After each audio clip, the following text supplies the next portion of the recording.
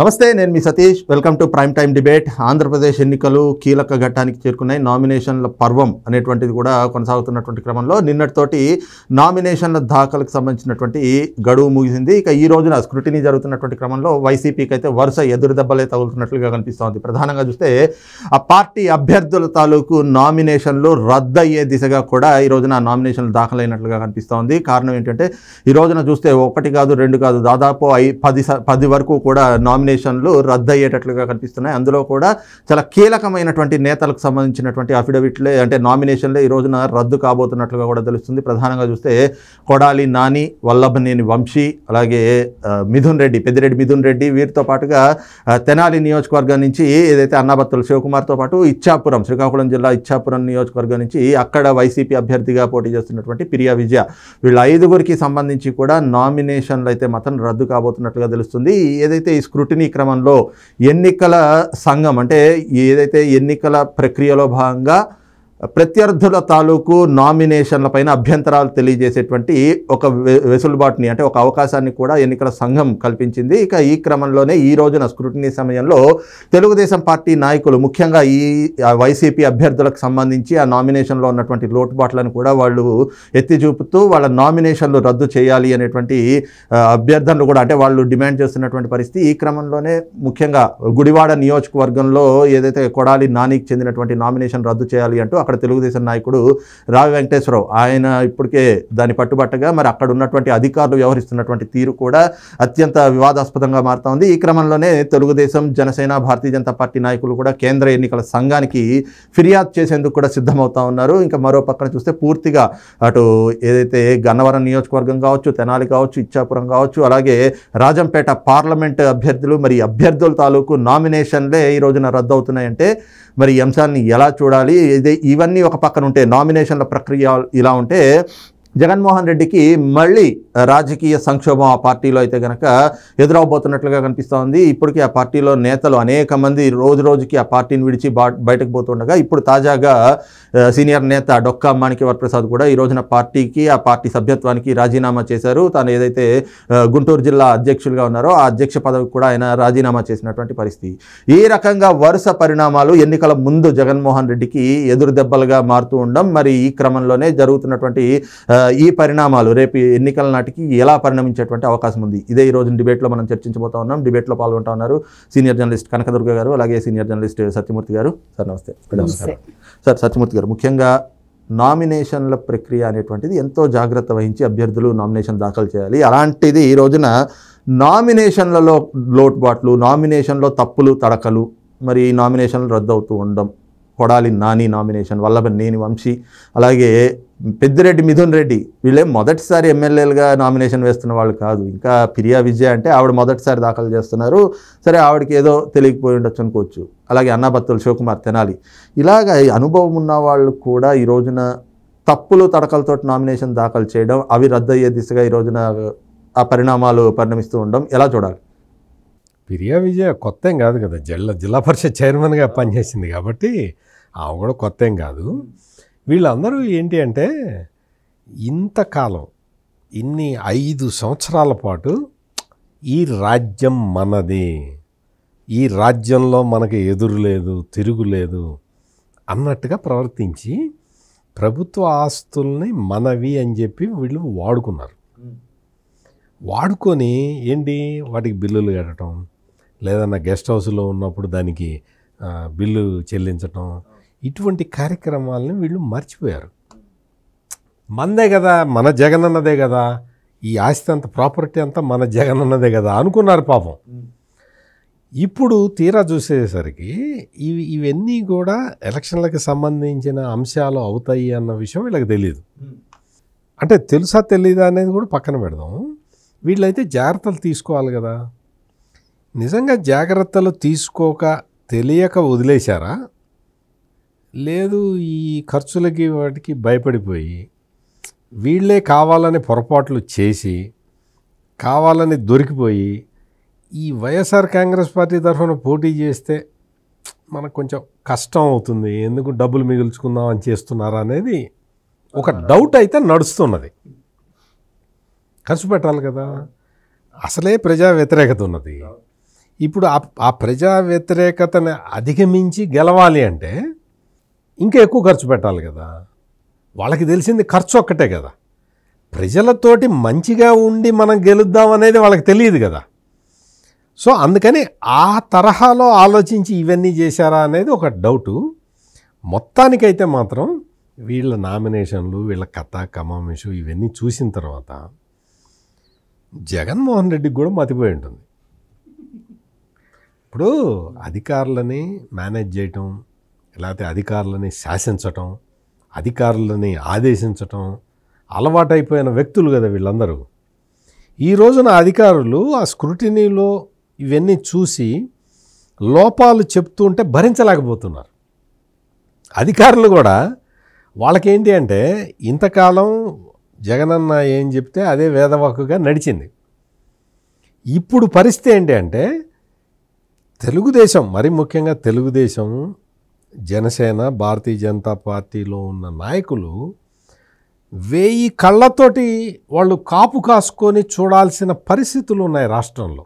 ఎందుకు అంటే అధికార యంత్రాంగం మొత్తం ఇప్పటికీ జగన్ కన్సర్నల్లోనే నడుస్తున్నది. ఎన్నికల సంఘం కూడా ఏమి చేయలేని పరిస్థితుల్లోనే ఉంది. ఎన్నికల సంఘం ఇప్పుడు అతను ఉన్న ఇంటెలిజెన్స్ అతన్ని మార్చింది అనుకోండి, మాజీ డీజీ, కింద పోలీసులు మారరు కదా, వాళ్ళే ఉన్నారు కదా. వీళ్ళందరూ కూడా వైసీపీ నాయకులకి డబ్బులు ఇచ్చి పోస్టింగులు తెచ్చుకున్న వాళ్ళే కదా. ఆ డబ్బులన్నీ మళ్ళీ వసూలు చేసుకుంటున్న వాళ్ళే కదా. వసూలు చేసుకున్న వాటిట్లో ఎమ్మెల్యేకి ఇంత పోర్షన్ అని చెప్పి ఇస్తున్న వాళ్ళే కదా. అంటే వాళ్ళ బంధం ఫెవికాల్ కన్నా గట్టిగా ఉంది. మరి ఇటువంటి అధికారులు ఎలక్షన్లు వస్తే మారతారా? వాళ్ళు అదే తరహాలో పనిచేస్తారన్న ఉద్దేశంతో తెలుగుదేశం, జనసేన, బీజేపీ వీళ్ళందరూ, ఈ నాయకులందరూ కూడా 1000 కళ్ళతోటి వీళ్ళని గమనిస్తూ ఉన్నారు. అందుకనే ఇప్పుడు ఈ కొడాలి నానికి సంబంధించిన వ్యవహారం కూడా బయటకు వచ్చింది. మొత్తం అసలు గవర్నమెంట్ ప్రాపర్టీ, మున్సిపాలిటీ ప్రాపర్టీ అంతా కూడా నాదే, క్యాంప్ కవర్ చేయాలని చేసుకున్నాడు, అంత నాదే, మొత్తం నాదే అన్నట్టు ప్రవర్తించాడు. దానికి అద్దె కట్టాలి కదా. అసలు ఇంకొక విషయం ఏంటంటే వీళ్ళందరూ కూడా ఆర్టీసీ బస్సులను వాడుకున్నారు. ఈ సిద్ధం సభలకి వాటికి పార్టీ పేరు మీద కొన్ని బస్సులు తెప్పించారు. కొన్ని బస్సులేమో ఎమ్మెల్యేల పేరు మీద బుక్ అయి ఉన్నాయి. ఇప్పుడు ఈ ఎమ్మెల్యేలందరూ చూసుకోవాలి, వాళ్ళ పేరు మీద ఆర్టీసీ బస్సులు బుక్ అయిన విషయం చాలామంది ఎమ్మెల్యేలకు తెలియదు. పార్టీ వాళ్ళు ఈ ఎమ్మెల్యేల లెటర్ హెడ్లన్నీ వాళ్ళ దగ్గరే పెట్టుకొని వాళ్ళే లెటర్లు రాసి బుక్ చేశారు ఈ బస్సులన్నీ. ఏ ఎమ్మెల్యే పేరు మీద బస్సులు బుక్ అయినాయో తెలీదు. పార్టీ పేరు మీద బుక్ అయిన ఆర్టీసీ బస్సులకి మాత్రం ఆ కంటైనర్లో డబ్బులు పంపించి కట్టారు కదా. పార్టీ పేరు మీద పంపించిన వాటికి కట్టారు. మరి ఎమ్మెల్యేల పేరు మీద కొన్ని ఆర్టీసీ బస్సులు బుక్ అయి ఉన్నాయి. ఆ విషయం ఎమ్మెల్యేలకే తెలీదు, చాలామంది ఎమ్మెల్యేలకి. మరి ఇప్పుడు అవన్నీ కూడా బయటికి తీసుకొస్తే తెలుగుదేశం వాళ్ళు కనుక కీన్గా అబ్జర్వ్ చేసి ఎవరి ఏ ఎమ్మెల్యే పేరు మీద బస్సు బుక్ అయిందని బుక్ చేసి చూసి ఆ వివరాలు బయటపడితే ఇంకా చాలా నామినేషన్లు పోతాయి. ఎందుకంటే గవర్నమెంట్కి డ్యూ ఉండకూడదు. స్థానిక సంస్థలకు కానీ, ప్రభుత్వ రంగ సంస్థలకు కానీ, ప్రభుత్వానికి కానీ ట్యాక్స్ డ్యూస్ కానీ ఇవి ఏవి ఉండకూడదు క్యాండిడేట్గా పోటీ చేసేవాడు. అందుకని ఈ ఆర్టీసీ బస్సులో హెయిర్ చేసిన విషయం కూడా అది బయటకు వస్తే ఇంకా చాలా ఎక్కువ మంది పోతాయి. జగన్మోహన్ రెడ్డి సేఫ్ అయిపోయాడు, ఆయన అయితే కట్టేశాడు, కానీ పార్టీ నాయకులు అలర్ట్ చేయలేదు. పార్టీ నాయకులు ఇప్పుడు ఎవరి పేరు మీద ఆర్టీసీ బస్సులు బుక్ అయినాయో చాలామందికి తెలియదు. ఆ పరిస్థితుల్లో ఉన్నారు. ఇది ఇప్పుడు సత్యం మామూలు పరిస్థితుల్లో అయితే ఆర్టీసీ చెప్తుందండి. ఇక్కడ ఆర్టీసీ చెప్పదు కదా ఆంధ్రప్రదేశ్లో. ఇప్పుడు ఇంత ఎలక్షన్ కోడ్ వచ్చిన తర్వాత ఒక 19 కోట్లు క్యాష్ పంపిస్తే ఆ క్యాష్ను కూడా తీసుకొని గల్లాపెట్టలో వేసుకున్నారు కదా ఆర్టీసీ అధికారులు. వేసుకుంటారా అట్లా? జగన్మోహన్ రెడ్డి పార్టీ తరఫున క్యాష్ పంపిస్తే క్యాష్ యాక్సెప్ట్ చేశారా లేదా? కౌంటింగ్ మిషన్లు పెట్టి లెక్క పెట్టి గల్లాపెట్టలో వేసుకున్నారా లేదా? వేసుకుంటారా అట్లా? వేసుకోవచ్చా? అంత హ్యూజ్ క్యాష్ని ఒక చోట నుంచి ఒక చోటకి ఎట్లా తీసుకెళ్లారు? అది కోడ్ అమల్లో ఉండంగా మనం 50,000 దాటి 50,000 ఒక్క 100 రూపాయలు ఉంటే వాళ్ళు లెక్క చెప్పమంటాడే. మరి 19 కోట్లు ఎట్ట తీసుకెళ్ళారు? అంటే ఈ తరహా ఇవన్నీ ఆంధ్రప్రదేశ్లో జరుగుతున్నాయి. ఈ రోజున కథ క్లైమాక్స్కి వచ్చింది. ఇప్పుడు ఈ కొడాలి నాని వీళ్ళందరూ కూడా మామూలుగా అయితే ప్రజలకి వాళ్ళ మీద ఏమైనా ఏ మూలైనా కొంతమంది కన్నా ఒక 10-20 మంది కన్నా కొంచెం సానుకూలత ఉండే అవకాశాన్ని వాళ్ళే చేతులారా చెడగొట్టుకున్నారు. రాగానే స్క్రీన్ మీద ఆడు ఎవడన్నా మైక్ పెట్టంగానే ఆ బూతులు మనం మాట్లాడలేం, కానీ ఆ బూతు పదంతో స్టార్ట్ చేస్తాడు. అంటే ఈ తరహా రాజకీయానికి వీళ్ళందరూ తెరలేపిన వీళ్ళందరూ కూడా ఈ రోజున బుక్ అయి ఉన్నారు.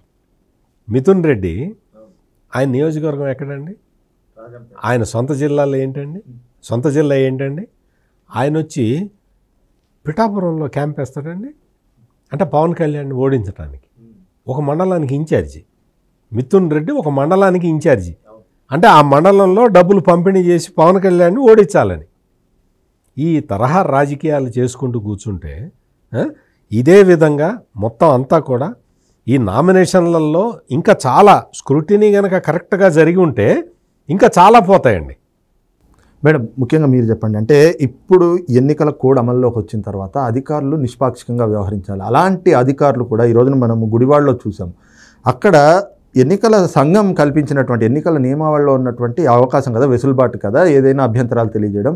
మరి అభ్యంతరాలు తెలియజేసినప్పుడు అధికారులు, అక్కడ ఉన్నటువంటి రిటర్నింగ్ అధికారి తులసి గారు ఆవిడ వ్యవహరించినటువంటి తీరు, మీరు అభ్యంతరం చెప్పే లోపే నేను సంతకం పెట్టేశాను అని చెప్పేసి పాస్ చేసేసే విధంగా వాళ్ళు వ్యవహరిస్తున్నారంటే దీన్ని ఏ స్థాయి బర్తికి అనుకోవాలి? అంటే వాళ్ళు భయపడుతున్నారండి కొడాలి నానికి. నిన్న మీరు చూసుకుంటే మీకు తెలుసు ఈ విషయం. గుడ్లవల్లూరులో ఈయన వెళ్ళాడు, ఎవరు మన కొడాలి నాని వెళ్ళారు. చంద్రశేఖర్ మిస్సెస్ ఆయన తరఫున నామినేషన్ వేస్తుంటే ఆవిడ పిల్లాడిని తీసుకుని వెళ్ళింది. వెళ్తే చిన్నపిల్లాడు అంటే మైనర్ అనమాట. సో అతను చెప్పారట మీరు లోపలికి తీసుకురాకూడదని ఆవిడ చెప్తే అయినా కూడా వినకుండా తీసుకెళ్తే ఇతను కొడాలి నాని లోపలికి వెళ్ళి అక్కడ సంతకం పెట్టి వెళ్ళాలి, ఆవిడతో పర్సనల్గా మాట్లాడాలండి వ్యక్తిగతంగా. అది కూడా చేయకుండా వెళ్ళి సెల్ ఫోన్ తీసుకుని వెళ్ళాడు. సెల్ ఫోన్ తీసుకెళ్ళకూడదు. తర్వాత లోపలికి వెళ్ళాక వీడియో చిత్రించాలట, అది కూడా చేయనివ్వలేదు. అంటే ఆవిడని బెదిరించి ఉండొచ్చు, తిట్టు ఉండొచ్చు, ఏదైనా జరిగి ఉండొచ్చు, ఆవిడ చెప్పుకోలేరు కదా. నేను ఎందుకు చెప్తున్నానంటే కొడాలి నాని వ్యవహారం గురించి చెప్తున్నాను మీకు.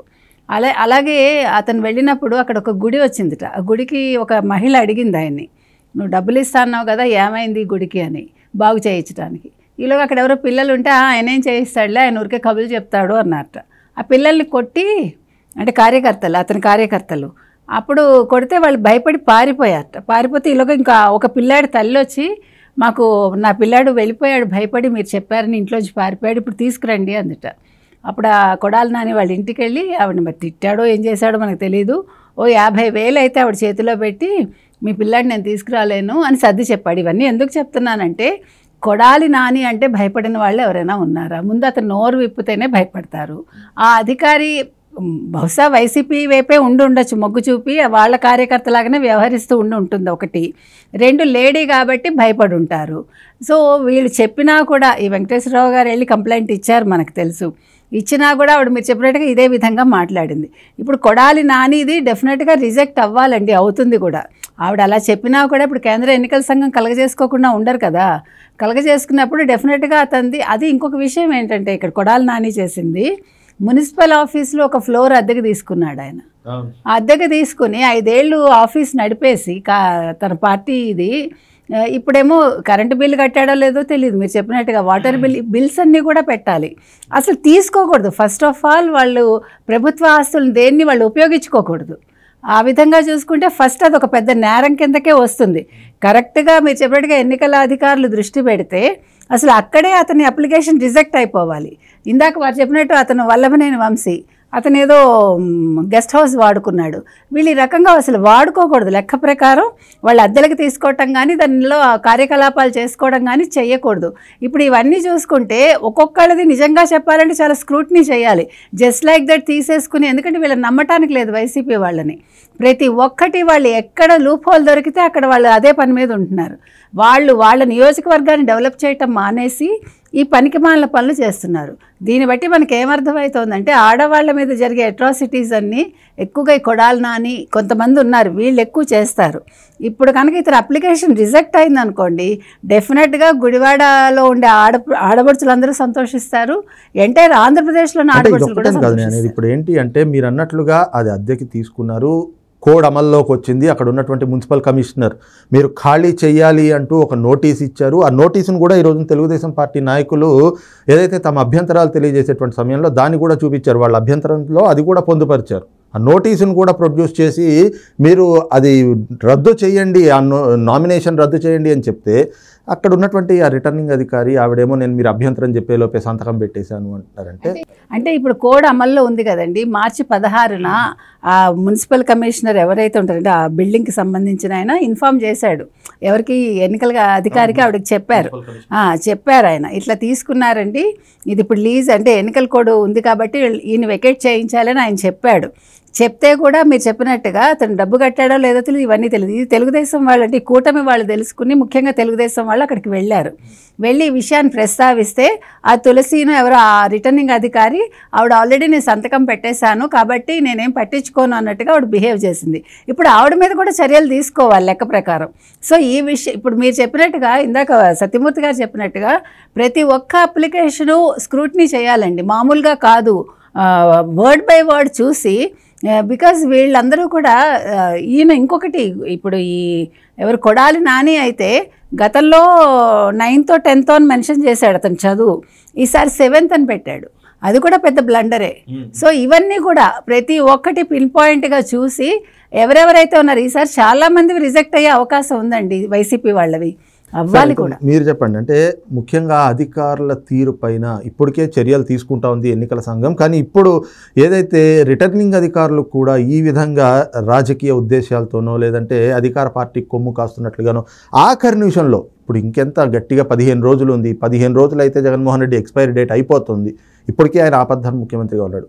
ఇప్పటికీ కూడా ఆయనకి పాదాక్రాంతమైనట్లుగా వ్యవహరించడం అంటే దీన్ని ఎలా అర్థం చేసుకోవాలి? దీనిపైన ఎలాంటి చర్యలు తీసుకుంటే మరి ఇవి కట్టడవుతాయి, ఎన్నికలు స్వేచ్ఛాయుత వాతావరణంలో సజావుగా సాగే అవకాశాలు ఉంటాయి? ఇప్పుడు మీరు ఇంకా ఆశావహ దృక్పథంతో మీరు అడుగుతున్నారు, కానీ ఇప్పుడు పుణ్యకాలం అయిపోయింది సతీష్ గారు. కేంద్ర ఎన్నికల సంఘం ఇప్పటికే కఠినమైన చర్యలు తీసుకొని ఉండాల్సింది, కానీ తీసుకోలేదు. ఎవరో ఒకళ్ళనో ఇద్దరినో సస్పెండ్ చేసి పెట్టారు. ఇప్పుడు రాష్ట్రం మొత్తంలో మీరు పై స్థాయి నుంచి, నేను ఇందాక మీకు ఎస్ఐ గురించి పోలీసుల గురించి చెప్పా, ఎంఆర్ఓలు అంతే, డబ్బులు ఇచ్చారు వచ్చారు, వాళ్ళకి కావాల్సిన పోస్టింగులు తీసుకున్నారు. సబ్ రిజిస్ట్రార్లు అంతే. మీకు ఒక్కటి కాదు, ప్రతి డిపార్ట్మెంటులో కూడా వాళ్ళు ఆ ఎమ్మెల్యే కనుసైగల్లో వాళ్ళు పనిచేశారు ఇన్ని సంవత్సరాల పాటు. ఆ ఎమ్మెల్యేకి డబ్బులు ఇచ్చి పోస్టింగ్ కొనుక్కున్న వాళ్ళు కొంతమంది ఏమో వాళ్ళ ఆ ఎమ్మెల్యే చుట్టరికం కలుపుకొని వచ్చిన వాళ్ళు కొంతమంది. ఈ విధంగా మొత్తం కూడా అధికార యంత్రాంగాన్ని ఆపాదం మస్తకం కలుషితం చేసిన ప్రభుత్వం జగన్మోహన్ రెడ్డి ప్రభుత్వం. అంటే ఇప్పుడు మరి దీన్ని ఎక్కడి నుంచి మొదలు పెట్టాలి? అదే క్వశ్చన్ నేను అడుగుతున్నా. ఎక్కడి నుంచి మొదలు పెడితే ఇదంతా సంస్కరించబడుతుంది? అసలు దీనికి మొత్తం సంస్కారం ఎట్లా చేయాలి? మొత్తం వ్యవస్థలన్నీ కూడా అన్ని రకాల వ్యవస్థల్ని సర్వనాశనం చేసి ఇక్కడ కూర్చోబెట్టారు. అందువల్ల ఇంత విపత్కర పరిస్థితులు వచ్చినాయి. దాని పర్యవసానమే ఇదంతా కూడా. ఈ రోజున మనం మొత్తం అంతా మాట్లాడుకుంటే పోలీసు వ్యవస్థ ఇంత దారుణంగా విఫలమైంది అంటే కారణం ఏంటి? ఇదే. మొత్తం అన్ని రకాలుగా మొత్తం భ్రష్టు పట్టిపోయిన వ్యవస్థల్లో ఫస్ట్ ప్లేసు పోలీసు వ్యవస్థ. Right sir. అయితే ఈ విధంగా ఉంటే ఇంకో పక్కన రాజకీయంగా జగన్మోహన్ రెడ్డికి తగులుతున్నటువంటి ఎదురు దెబ్బలు, ఎందుకంటే నామినేషన్లు రద్దు అవుతున్నాయంటే అభ్యర్థులు మరి ఇప్పుడు అక్కడ అభ్యర్థులు లేనట్లుగానే అవుతుంది కాబట్టి అదొక ఎదురు దెబ్బ. అయితే ఇప్పుడు రాజకీయంగా మరో ఎదురు దెబ్బ.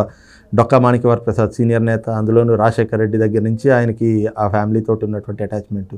అలాంటి డొక్కా మాణిక్యవర ప్రసాద్ ఈ రోజున తన ఏదైతే పార్టీలో తనకు ఉన్నటువంటి సభ్యత్వానికి, అలాగే తనకి ఏదో అధ్యక్ష పదవిని ఇచ్చారు ఆ జిల్లాకి, గుంటూరు జిల్లా అధ్యక్ష పదవికి, రెండింటికి రాజీనామా చేసి వెళ్ళిపోవడం, మళ్ళీ మరో రాజకీయ సంక్షోభం ఇది. ఈ ఎదురు దెబ్బల్ని ఎలా చూడాలి? డొక్కా మాణిక్యవర ప్రసాద్ తెలుగుదేశం పార్టీ అంటే ముందర కాంగ్రెస్ పార్టీలో ఉండేవాడు. ఆ తర్వాత తెలుగుదేశం పార్టీలో చేరినప్పుడు అతనికి ఎమ్మెల్సీ పదవి ఇచ్చి గౌరవించారు. ఎమ్మెల్సీ పదవి ఇచ్చి గౌరవిస్తే ఆ ప్రాంతానికి సంబంధించిన వ్యక్తిగా అమరావతి రాజధానిని సపోర్ట్ చేయాలి. ఆయన ఏం చేశాడంటే 3 రాజధానులకి సపోర్ట్ చేశాడు. ఈ తరహాలో రాజకీయం చేసి అతను మొత్తం కూడా అంటే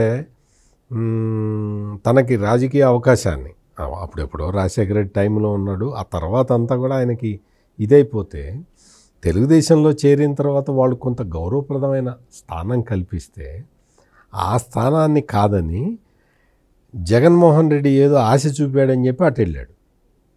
అక్కడికి వెళ్ళిన దగ్గర చేర్చుకునే వరకు జగన్మోహన్ రెడ్డి చక్కగా మాట్లాడాడు అతనితోటి. అన్నా అన్నాడు, నువ్వు చాలా గొప్పవాడివన్నా అన్నాడు. అమరావతి బిల్లు పాస్ అయ్యే వరకు కూడా ఎండదిప్పుకున్నాడు. అంతా అయిపోయింది. తర్వాత అసలు ఆ డొక్కా మాణిక్యవర ప్రసాద్ అనే ఒక వ్యక్తి ఉన్నాడనే జగన్ గుర్తించాల.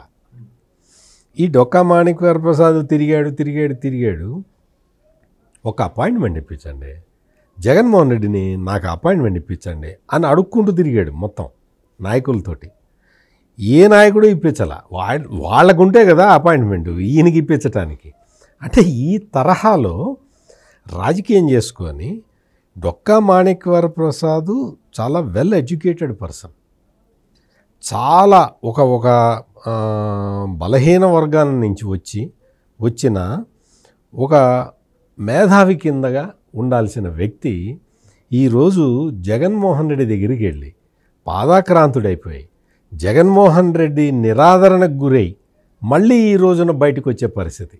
అంటే ఈ మొత్తంలో మనం చూడాల్సింది ఏంటి అంటే డొక్కా మాణిక్యవర ప్రసాద్ క్యారెక్టర్ కాదు, జగన్మోహన్ రెడ్డి క్యారెక్టర్ని మీరు ఒక్కసారి చూడండి.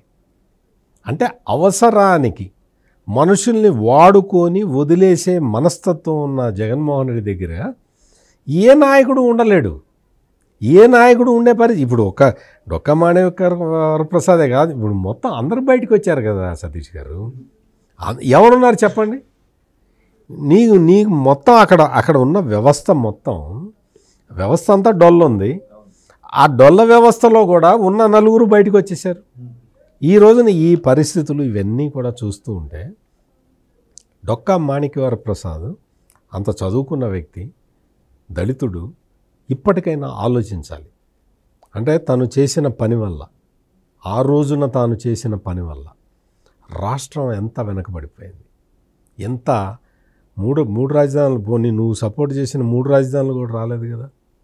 అంటే ఎంత దారుణంగా ఈ రాష్ట్రానికి అన్యాయం జరిగిందనే విషయాన్ని ఇప్పటికైనా డొక్కా మాణిక్యవర ప్రసాద్ గుర్తించి, ఎందుకంటే చాలా చదువుకున్న వ్యక్తి కాబట్టి నాకు చాలా ఆయనంటే గౌరవభావం ఉంది కాబట్టి నేను ఈ తరహాలో ఆయనకి నేను ఒక సూచన చేస్తున్నా.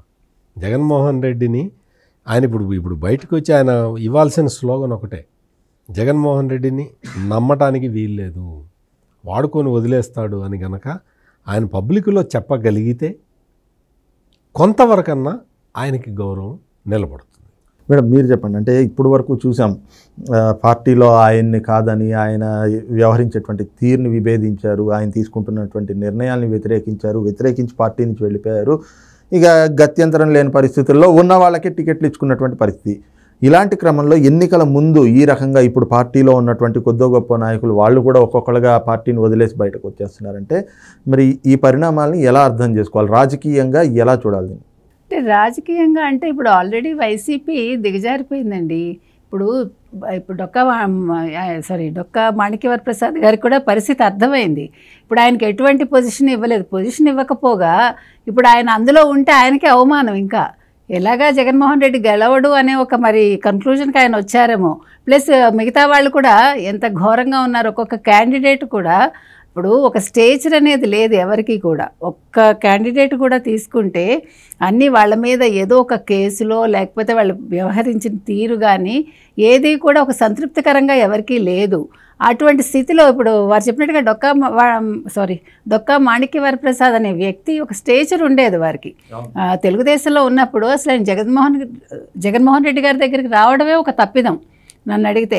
వచ్చాక అడుక్కోవడం ఆయన దగ్గరికి అసలు వారు చెప్పినట్టుగా అసలు ఎవరిని రానివ్వడు కదా ఆయన దగ్గరికి ఎవరైనా అపాయింట్మెంట్ తీసుకుని వెళ్ళగలరా జగన్మోహన్ రెడ్డి దగ్గరికి? వీళ్ళు బయట నుంచి చూసి కూడా వీళ్ళు ఇంతమందిని చూసి వీళ్ళు ఎలా ఆకర్షితులై వెళ్తున్నారో అర్థం కాదండి. అది వెళ్ళే వరకు అంటే శలభాల్లాగా అయిపోతున్నారు వీళ్ళు చెప్పాలంటే. ఇప్పుడు ఒక లైట్ చూసి వెళ్తారు చూడండి, ఆ కాంతికి వెళ్ళినట్టుగా వెళ్ళిపోయి శలభాల్లో మాడి బయటకు వస్తున్నారు వీళ్ళు. అందుకని ఈరోజు పరిస్థితి ఎలా ఉందంటే ఇప్పుడు ఆల్రెడీ వాళ్ళు చాలామందివి నామినేషన్లు తిరస్కరించబడుతున్నాయి మనం చెప్పుకున్నాం. ఈ నామినేషన్లు తిరస్కరించబడ్డాక మళ్ళా ఒకవేళ అవసరమైతే సబ్స్టిట్యూట్ అక్కడ ఎవరూ లేరు, సరైన క్యాండిడేట్స్ ఎవరూ లేరు. ఉన్న క్యాండిడేట్స్కి వాళ్ళకి నియోజకవర్గాల మీద పట్టు లేదు. వాళ్ళు ఎంతసేపు అరవడం, కేకలు పెట్టడం, లేకపోతే బూతులు మాట్లాడటం, తెల్లారులేస్తే లేకపోతే ప్రతిపక్షంలో ఉండే ఆడవాళ్ళ మీద నిందలు వేయడం, లేకపోతే రంగుల గురించి మాట్లాడటం, లేకపోతే ఇంకేదో ఫేక్ ఆడియోలు తీసుకురావటం, వీటి మీద దృష్టి పెడుతున్నారు తప్ప ఇప్పుడు ఆ మిథున్ రెడ్డి అన్న వ్యక్తి ఇందాక వారు చెప్పినట్టు పిఠాపురంలో ఏం పనండి? ఎక్కడ వాడు అంటే ఇక్కడ రాయలసీమ నుంచి వచ్చి ఇక్కడ ఫ్యాక్షనిజం చేస్తాడా? ఇప్పుడు పవన్ కళ్యాణ్ గెలవకుండా ఉండడానికి చూస్తున్నావు. నువ్వు గెలిచే మార్గం చూసుకో. నువ్వు గెలుస్తావా నీ నియోజకవర్గంలో? దాని మీద దృష్టి పెట్టాలి కదండి. ఇప్పుడు ఏ రకంగా చూసుకున్నా కూడా ఈయన ఇప్పటికి అసలు ఇప్పుడు వచ్చినా ఒకటే ప్రయోజనం ఏం లేదు. వారు ఇంకా ఆశావాహంగా ఉన్నారు కానీ నాకైతే లేదు. ఒకసారి మనం ఒక చోట నుంచి వచ్చేసాక ఆ విలువ ఉండదండి. ఇప్పుడు ఆయన స్లోగన్ ఇస్తే బాగానే ఉంటుంది కానీ దానివల్ల ఎంతవరకు ప్రయోజనం? ఆయన మధ్యలోనే వచ్చేసి ఉంటే ఒక గౌరవం దక్కేది ఆయనకి. ఇప్పుడు ఎక్కడికి వెళ్తాడు ఆయన? ఎలక్షన్స్ అయిపోయాక ఇంక మళ్ళీ 5 ఏళ్ల వరకు ఆయన ఎవరిని కలుసుకుంటాడు? ఏం చేస్తాడు? సో వీళ్ళు వెళ్లే ముందు ఆలోచించుకోవాలి. వెళ్ళి మళ్ళా మధ్యలో ఆలోచించుకుని ఓకే ఇది నా మార్గం కాదు, నేను ఎటు కాకుండా అయిపోయానని అప్పుడైనా నిర్ణయం తీసుకుంటే, ఒక ఏడాది ముందు నిర్ణయం తీసుకుని ఉన్నా కూడా వీళ్ళకి ఈ పరిస్థితి రాదండి. రైట్, ఇది చూస్తున్నాం కదా. ముఖ్యంగా ఏదైతే ఈ నామినేషన్ల ప్రక్రియ అనేటువంటిది ముఖ్యంగా వాళ్ళు వైసీపీలో ఉన్నటువంటి నాయకులు వ్యవహరించినటువంటి తీరు అంటే 5 ఏళ్ల పాటు ఇదేదో తమ రాజ్యం తమ సొంతము అన్నట్లుగా ప్రభుత్వాస్తుల్ని కూడా ఏ విధంగా వాళ్ళు వాడుకున్నారు, మరి వాటికి డబ్బులు చెల్లించకుండా ఏ స్థాయి అంటే ఒక తల బిరుసనో తల పొగరనో అంటారు, మదం ఎక్కినట్లు అంటారు, ఆ విధంగా వ్యవహరించినటువంటి దానికి తార్కాణంగా కనిపిస్తూ ఉంది. ఈ క్రమంలోనే మరి చేసినటువంటి తప్పిదాలు ఊరికే పోవు కదా, అవన్నీ కూడా ఈ రోజున నామినేషన్లో తమ తప్పిదాలుగా కనిపిస్తూ వాళ్ళ నామినేషన్లు రద్దయ్యేటువంటి దానికి కూడా దారితీస్తూ ఉంది అనేటువంటి భావాన్ని. అదే సమయంలో ఇంకోవైపున ఇది నిజంగానే వాళ్ళు తెలియక చేసినటువంటి తప్పిదాలా, లేకపోతే ప్రజల్లో ఏదైతే వ్యతిరేకత వస్తుందో ఇక రేపు గెలిచే పరిస్థితులు లేవు అనేటువంటి ఓటమి భయం కళ్ళ ముందు కనిపిస్తూ ఉంటే ఆ భయంతో కావాలని చెప్పి ఎన్నికల్లో పోటీ చేయకుండా ఉండేందుకు వాళ్ళు వేసుకున్నటువంటి ఒక ఎత్తుగడ అన్నటువంటి అనుమానాలు కూడా వ్యక్తమవుతున్నటువంటి పరిస్థితి. ఈ క్రమంలోనే మరో పక్కన ఏదైతే జగన్మోహన్ రెడ్డికి ఒకవైపున నామినేషన్ల తిరస్కరణ అనేటువంటి ఈ పరిణామం ఒకవైపున ఉంటే, ఇంకోవైపున మూలిగే నక్కి మీద తాటిపండు పడ్డట్లుగా ఈరోజు రాజకీయంగా కూడా పార్టీ నుంచి ఇంకా సీనియర్ నేతలు ఒక్కొక్కరుగా కూడా పార్టీని వదిలి వెళ్ళిపోతూ ఉండడం అనేటువంటి పరిణామాలు కూడా జగన్మోహన్ రెడ్డికి ఎన్నికలకు ముందు కోలుకోలేని ఒక దెబ్బగా అయితే కనిపిస్తూ ఉంది అన్నటువంటి భావాన్ని కూడా సీనియర్ జర్నలిస్ట్ సత్యమూర్తి గారు అలాగే సీనియర్ జర్నలిస్ట్ కనకదుర్గ గారు వ్యక్తం చేస్తూ ఉన్నారు. ఇది ఈ రోజు ఉన్నటువంటి ప్రైమ్ టైం డిబేట్. రేపు మరొక అంశంతో మళ్ళీ మీ ముందుకు వస్తాం. Thank you sir.